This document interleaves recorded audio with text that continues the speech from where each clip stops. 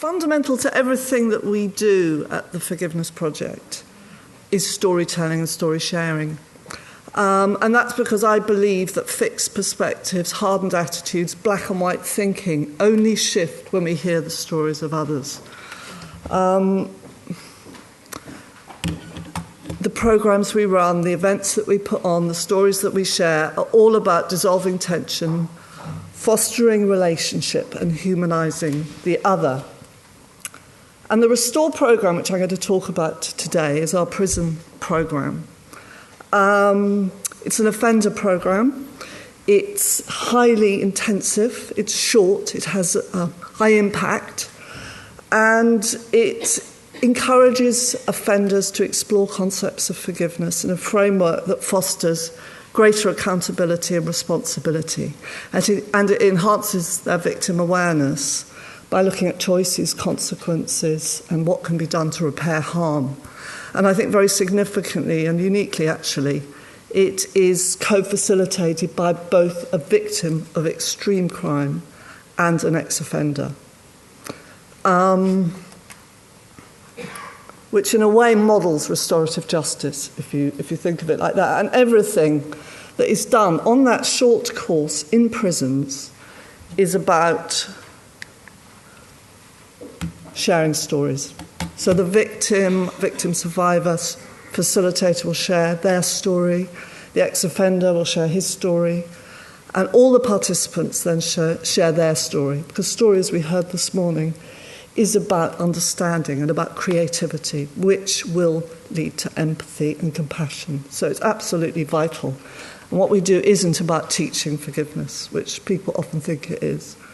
So what I'm going to talk about in this is about an evaluation that we had done for work that we did at Ashfield Young Offenders Institute. Now, we'd had our own anecdotal evaluations, and we always knew that there was it had an impact. We knew that people's motivation to change was enhanced through doing the course. But this was, and we also had an evaluation from Middlesex University, which showed that on a scale that was used to measure recidivism, well, for those still incarcerated, we scored very highly. So we knew that.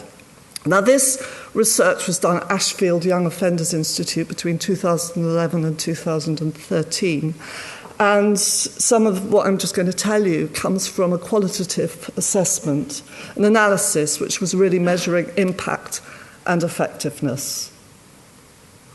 So Ashfield then, it's changed status since then, was for young offenders between 15 and 18, 400 of them. And the prison in 2011 was becoming more violent because a lot of young offenders were coming from other inner cities, and they'd been involved in gang and a lot of guns and knife crime.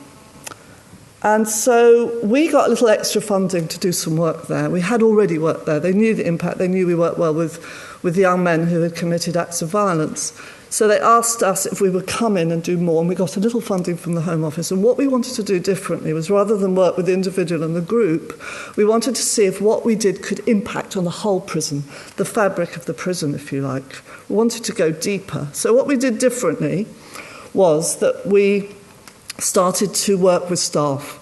We started to give them awareness training about the work that we were doing, and across all departments. And we invited staff to witness the programme, and where they wanted to partake in the programme alongside offenders. And we started a follow-up programme using ex-offender mentors. This was vital. It was ex-offenders because they had trodden the path. They could provide a vision of what the participants could become. And we attended the Governor Hour so that we could influence senior management. Prison is all about disconnection and separation. And I think in the 2 years that we were there, we really did show a shift from where emotion and empathy were mistrusted to where emotion and empathy were actually seen to be key to building better relationships.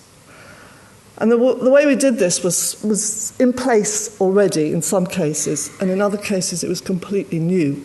So the facilitation style was key, and it always is very effective, and it's really about being open and about being about modelling trust, if you like. So this gives the offenders, the participants, permission to be vulnerable, which is a really important thing that happens on these courses. And the facilitators don't prescribe, they don't try to fix. They're literally just holding the space, hearing the stories. This, again, is absolutely key to what we do. By not prescribing, you give people space to shift, to move. And as I said, the method is storytelling, story sharing. Listening to the victim storyteller enhances a prisoner's ability to empathise and allows them to move from a state of, if you like, self-absorption and often self-pity to one where self can be related to others.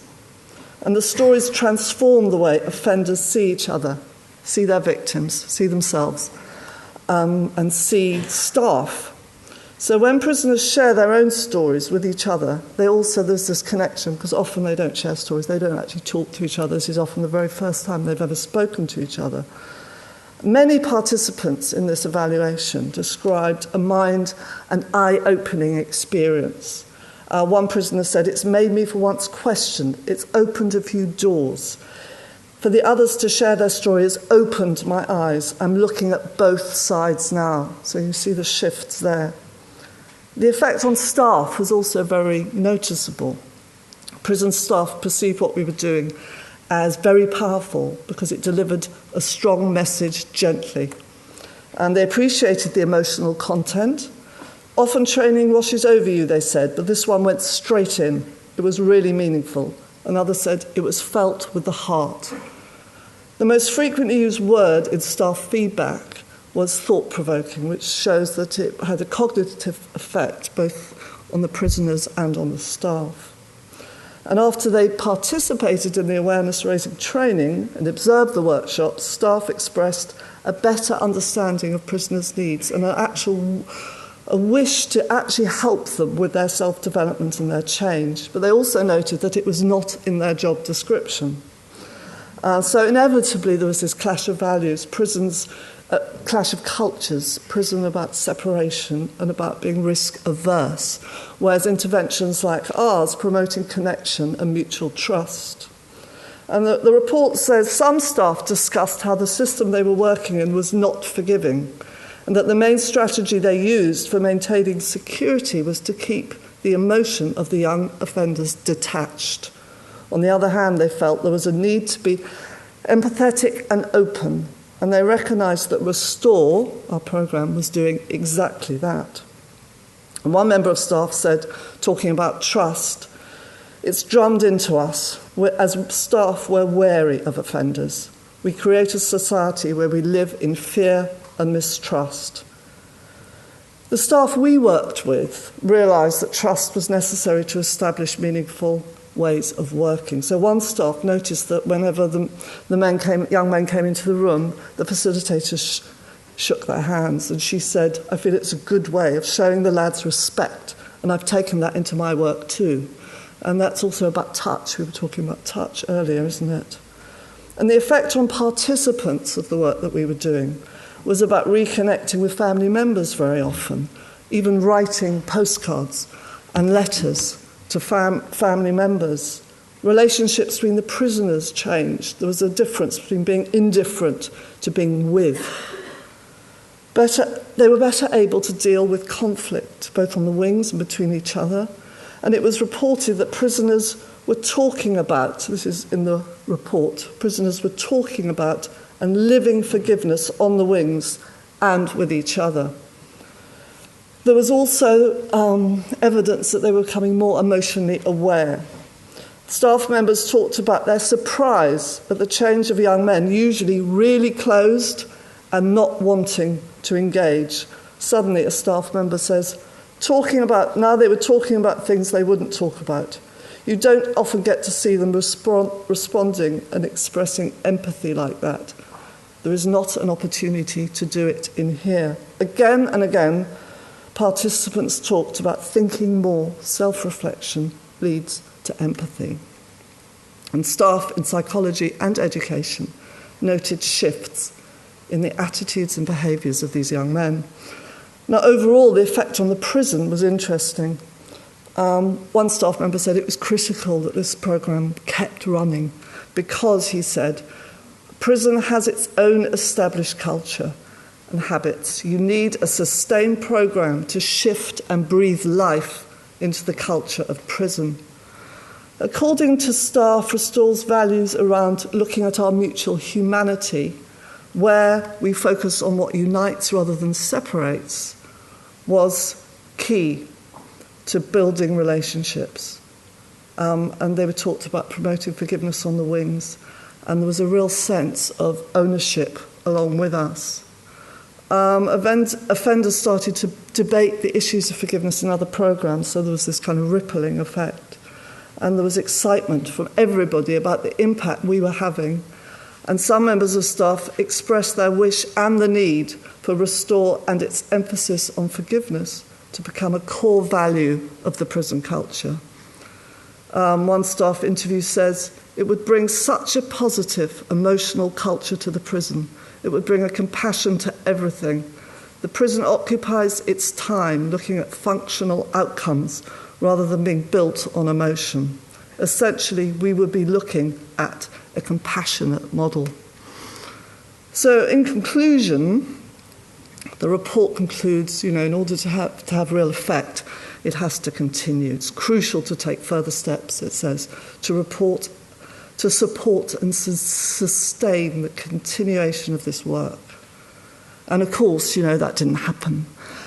In 2013, the prison changed status. It's now being run for sex offenders. Overnight, the young men were shifted out of the prison, quite traumatic for many of them. Our mentors tried to keep up with them, but it was costly and difficult. They were moved to all parts of the country. And so that work came to an end. But I remain convinced that we wear a shining light, a beacon of hope in that prison, an example of what can happen, and the way the staff really engaged with what we were doing and took it on board was heartening, because these people are people. So my conclusion is that compassion, forgiveness and empathy represent the antithesis of punishment, which is what prison stand for. But they may also provide the antidote. Thanks very much.